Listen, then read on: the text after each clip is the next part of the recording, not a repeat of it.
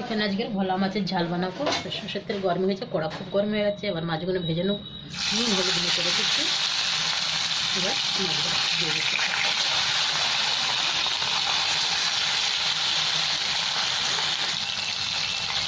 এখন আমার মাছ ভাজা হয়ে গেছে, তারপর দিয়ে নিলাম।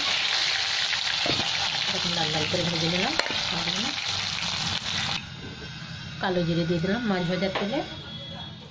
এবার আমি পেঁয়াজ দুটো কুচিয়ে রেখেছি, লম্বা লম্বা করে এই পেঁয়াজগুলো দিয়ে দিলাম।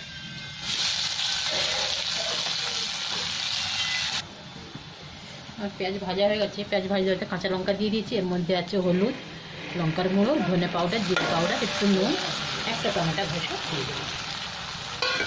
ওটা ভালো করে ভেজে নেবো একটু।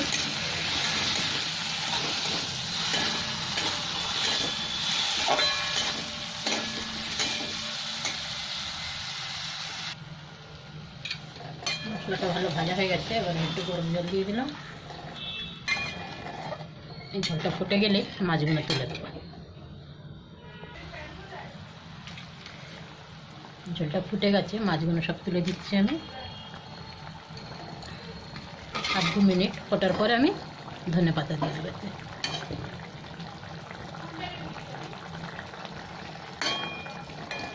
ভোলা মাছের ঝাল আমার রেডি।